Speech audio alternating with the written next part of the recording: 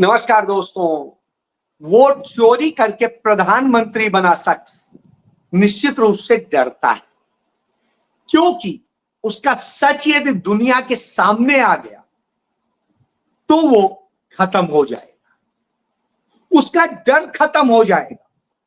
और वो इसलिए भी डरता है क्योंकि यदि राहुल गांधी की छवि निखर कर सच्ची छवि सामने आ गई तो वो खत्म हो जाएगा। और जब वो खत्म हो जाने से डरता है तो नैतिकता से भी डरता है, वो मानवता से भी डरता है, और वो हर साहस वाले व्यक्ति से डरता है। जी हां, यही तानाशाह और जननायक में फर्क होता है। तो आज उसी फर्क पर आपसे बात करूंगा। और जब फर्क होता है तो डर के कैसे साजिश करता है। भारतीय जनता पार्टी के आईटी सेल के एक जो नरेंद्र मोदी का गुर्गा है, वो मालवी, उसने एक पोस्ट करी और उस पोस्ट में लिखा कि देखो, राहुल गांधी तो मालदीव में मलेशिया में घूम रहे हैं और वो मलेशिया में कैसे एंजॉय कर रहे हैं। तो साहब, आप भी देख लीजिए और बताइए कि क्या ये एंजॉय कर रहे हैं या क्या कर रहे हैं। इससे आपको समझ में आ जाएगा कि अय्यासियां करने वाला व्यक्ति यदि आपको बताने लगे, ये राहुल गांधी जो मलेशिया में स्कूटर से, सिंपल इलेक्ट्रिक स्कूटर से चले जा रहे हैं, ये राहुल गांधी, ये आप देखिए, ये राहुल गांधी जो मलेशिया को समझ रहे हैं। अब आप कहेंगे कि तो वो मलेशिया गए क्यों?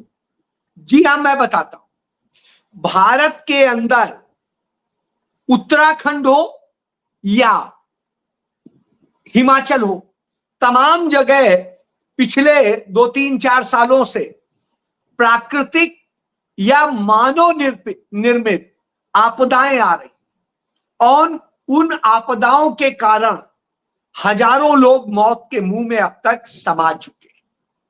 यदि इस साल की बात करें तो सिर्फ हिमाचल में करीब 4 लाख करोड़ रुपए का नुकसान हो चुका है। और इसी तरीके से उत्तराखंड में लगातार त्रासदी जारी।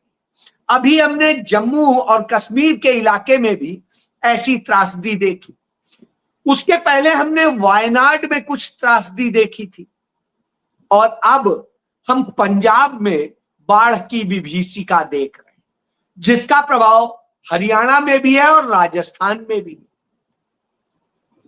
राहुल गांधी मालदीव, सॉरी, बार बार मालदीव निकल जाता है, मलेशिया इसलिए गए हैं, और जिस मलेशिया में जहां गए हैं वो है लंकावी जगह, और वहां इसलिए गए हैं कि वहां वो स्टडी कर रहे हैं, लोगों से समझ रहे हैं कि आपने अपने देश को कैसे इन आपदाओं से बचाया है, उसके लिए किस किस ढंग से किया है।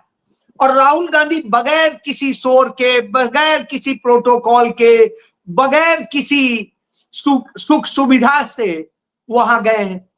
वो एक इलेक्ट्रिक स्कूटर में घूम रहे हैं।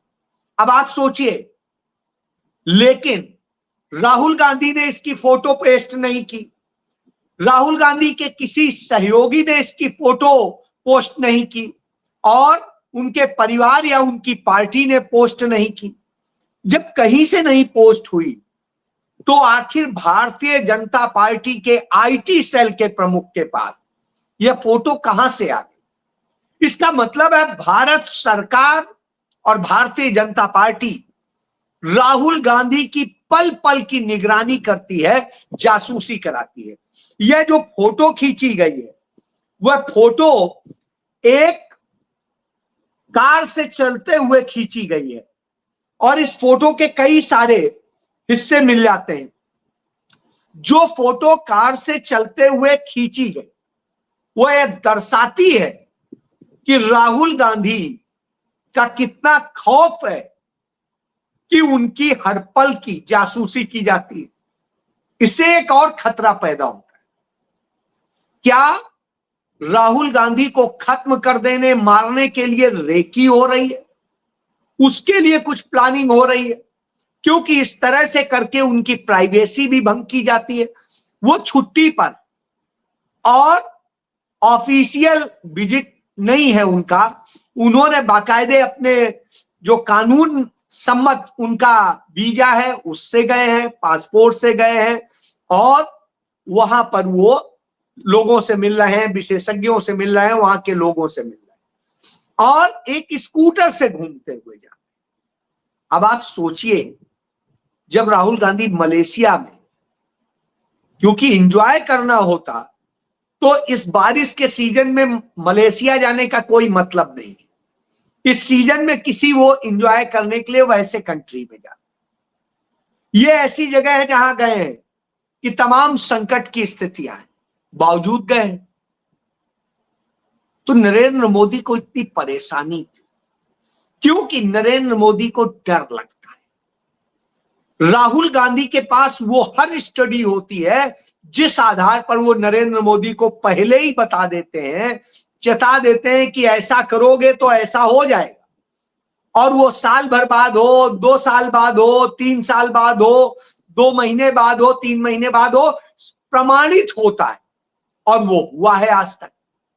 इसलिए डर लगता है, इसलिए राहुल गांधी का पीछा किया जाता है, उनको घेरा जाता है। बहरहाल ये कुछ भी करे, राहुल गांधी एक नारा यहां छोड़ के चले गए। अब वो नारा पूरे देश में लग रहा है, वोट चोर गद्दी छोड़। अब राहुल गांधी के जो प्रतिद्वंदी बनने की कोशिश करते थे वो लोग भी अब यह नारा लगाने के लिए मजबूर। जब यह स्थिति हो तो निश्चित रूप से, क्यों? क्योंकि भारतीय जनता पार्टी ने जिस तरीके से इस देश में बर्बादी की वो सबके सामने उदाहरण एक दिखा देता है। ये आप देखिए, ये रुड़की का एक वीडियो, वहां पर एक सड़क ऐसे टूट गई तो उसका प्रोटेस्ट यूं कर रहे हैं, बीजेपी का झंडा लगाया, वहीं चाय पार्टी चली। ये आप देखिए कि इस तरह सड़कें धस रही हैं, इस तरह से धरती धस रही है, और उसके लिए कुछ करने के बजाय नरेंद्र मोदी इंजॉय कर रहे हैं। तो इंजॉय कैसे कर रहे हैं वो देखिए। जीएसटी नरेंद्र मोदी ने लगाया था, जीएसटी को इतना टिपिकल नरेंद्र मोदी ने बनाया था, और अब जीएसटी को राहुल गांधी के कहे के मुताबिक, जो राहुल गांधी 8 साल से कह रहे थे, उस मुताबिक करने के बाद नरेंद्र मोदी ने दिल्ली में अपने भाजपा सांसदों से ही अपना सम्मान समारोह आयोजित कराया, और उसके लिए एक जो है पूरा स्टूडियो जो है थिएटर था, उस थिएटर में प्रोग्राम आयोजित किया गया। अब गोदी मीडिया क्या प्रचार करता है, मोदी जी आम आदमी की तरह पीछे की सीट पे बैठे। भाई कहीं सिनेमा देखने जाते हो तो जितने महंगी सीटें होती वो पीछे ही होती, आगे वाली सीटें उतनी सस्ती होती। तो इसीलिए नरेंद्र मोदी सबसे पीछे वाली सीट पे बैठ के, क्योंकि वहां से वो ज्यादा बेहतर भी दिखता है और उसका आंखों पर असर भी कम होता है। यानी अब आप समझ लीजिए, ना कि वो इसलिए बैठे क्योंकि वो कोई कॉमन से व्यक्ति है, कॉमन हो भी नहीं सकते, होना भी नहीं चाहिए, भारत का प्रधानमंत्री है। तो लेकिन नरेंद्र मोदी भारत के प्रधानमंत्री होने के बजाय वो प्रधानमंत्री बनना चाहते हैं भाजपा के। तो कोई क्या करे, चलिए। तो अभी तक त्रासदी आई, वो त्रासदी में अब तक एक बार भी हिमाचल नहीं गए कि आपके दर्द में हम साझीदार, एक भी मदद नहीं दी। लेकिन त्रासदी पे वोट मांगने वो तुरंत पहुंच जाते हैं, उसमें कभी कोई देरी नहीं करते। लेकिन वैसे नहीं गए। उत्तराखंड में त्रासदी आई, वो उत्तराखंड में नहीं गए, और त्रासदी में नहीं, वोट मांगने गए। अब आप देखिए, जम्मू कश्मीर का हमने हालात देख ही लिए। जैसे ही कुछ हो जाता है उनको डर लगने लगता है, तो जाने से डरते हैं। अब पंजाब में बाढ़ आई हुई है, उनके अमित शाह पहुंचे, नरेंद्र मोदी ने एक ट्वीट तक नहीं किया, लेकिन अमित शाह पहुंचे तो अपने ही नेताओं के साथ घिरे ड्रामा कर रहे थे। तब उन्होंने कहा अरे भाई कुछ लोग तो ऐसे बुला लीजिए जिससे बात करते हुए का एक लगे कि हम वो कर रहे हैं। इत्तेफाक से वो बात रिकॉर्ड हो गई। अब रिकॉर्ड हो गई तो अब कोई क्या कर सकता है। तो अब नरेंद्र मोदी इसके बाद जाएंगे, क्योंकि पूरा इंतजाम अब करके आए हैं अमित शाह कि आप जाइए साहब, डरने की बात नहीं, हमने अपने लोग लगा दिए। अब आप सोचिए, इतना डरपोक प्रधानमंत्री हो कि अपने ही देश के हिस्से में जाने के लिए इस तरह से करे, उसके पहले 2-2 मंत्री भेजे, तो वह बताता है कि कितना डरता है। मणिपुर आज तक नहीं जा पाए। हालत यह मणिपुर के नाम से डर लगता है, जहां क्या क्या नहीं हुआ, कौन सा कुकर्म नहीं हुआ, कौन किस तरह से हत्याएं नहीं हुई, किस तरह से घर नहीं फूके गए, क्या हुआ।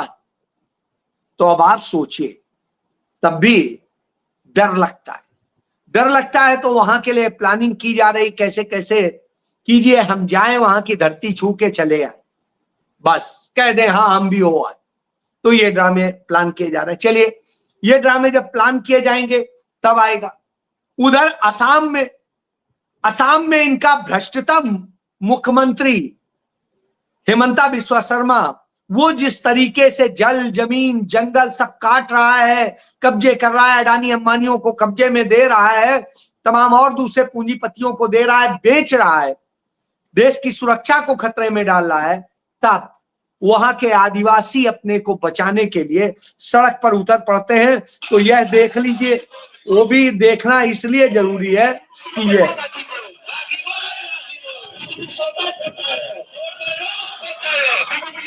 तो यह आप समझ सकते हैं, ऐसे मसाल जुलूस के साथ वो निकल पड़े। तो कहने लगे कि यह नहीं होना चाहिए। उधर आप देखिए, जब ये इस तरह के तमाम ड्रामे होते हैं, तब नरेंद्र मोदी चर्चाओं को डिरेल करने के लिए करते हैं। बहरहाल उधर 2023 में जो विधानसभा चुनाव हुआ था कर्नाटक में, उस मामले में एफआईआर दर्ज हुई थी मई 2023 की बात, और उसमें एक जो है करीब बड़े पैमाने पर वोटों की गड़बड़ी हुई थी, और जो वोटर फ्रॉड हुआ था, अलंद सीट थी विधानसभा सीट, उसको लेकर के एफआईआर दर्ज हुई थी। उसकी पुलिस जांच कर रही है।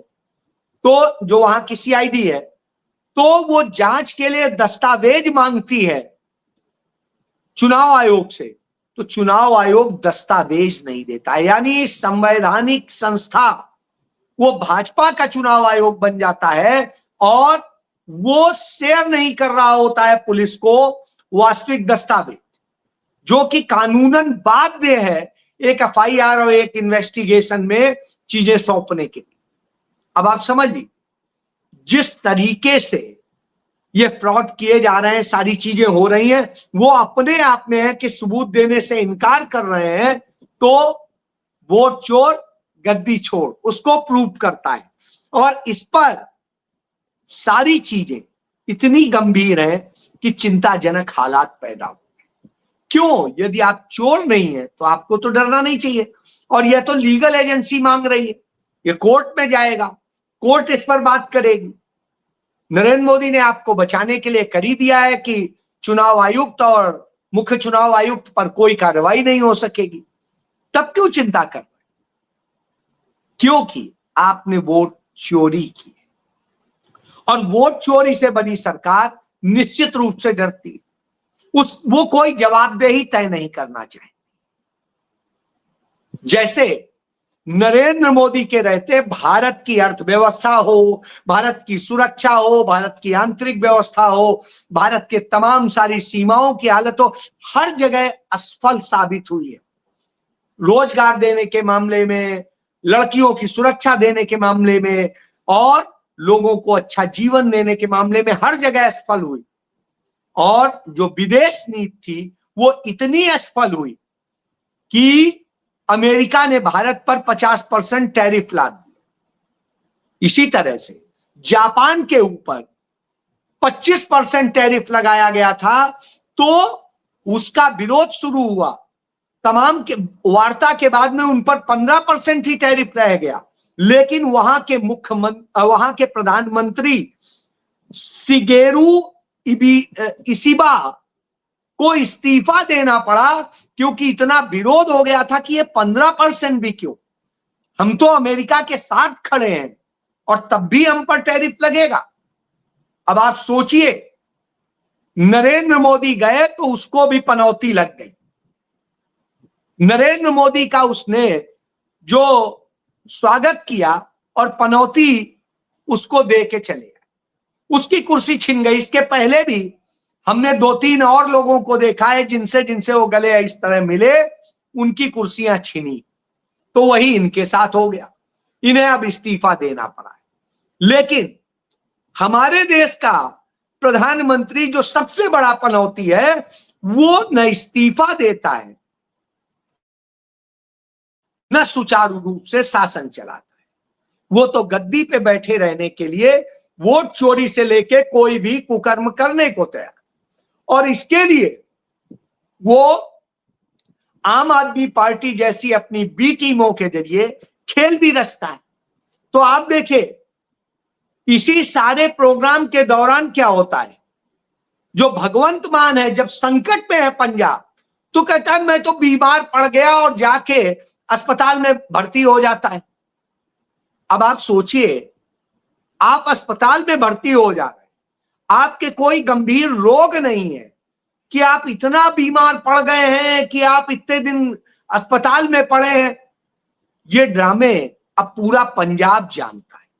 पंजाब जानता है भगवंत मान की स्थिति क्या है, क्योंकि अरविंद केजरीवाल, मनीष सिसोदिया वहां का पूरा धंधा सरकार चलाते हैं और नरेंद्र मोदी के इशारे पे सब कुछ चल रहा है। इसलिए साहब उसे बीमार पड़ना पड़ रहा है, क्योंकि जब नरेंद्र मोदी आए तो सिर्फ नरेंद्र मोदी दिखाई दे, बाकी कोई ना दिखाई दे।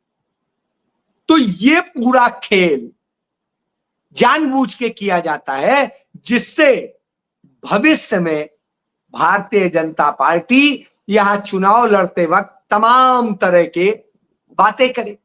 क्योंकि आने वाले वक्त में 2027 में यहां चुनाव है, उसके पहले इस आपदा को अपनी अवसर में बदलने का पूरी साजिश रची जा रही है। जी हां, यही नरेंद्र मोदी का वास्तविक चरित्र है। डरपोक भी है और लोगों के जो भी बढ़ता दिखता है उसको कैसे काटा जाए, झूठ प्रसारित किया जाए, सब कुछ किया जाए, तो वो सब काम करता है। और जब यह करता है तो लोग कहेंगे। लेकिन राहुल गांधी की यात्रा अनावरत जारी है। कभी वो पैदल चले, कभी वो हाइब्रिड चले, कभी वो पहाड़ों पे चले, कभी वो लद्दाख पे चले और कभी वो बिहार में चले। अब वो देश को बता रहे हैं कि वास्तविकता क्या है और समाधान क्या है। तो सिर्फ वास्तविकता नहीं, हमारे पास समाधान भी होना चाहिए। तो राहुल गांधी समाधान के साथ बात करते हैं। अब वही समाधान मोदी का डर भी है और मोदी की कुर्सी छीनने का एक प्रारूप भी तैयार करते हैं। जी हां, यही सत्य है। जय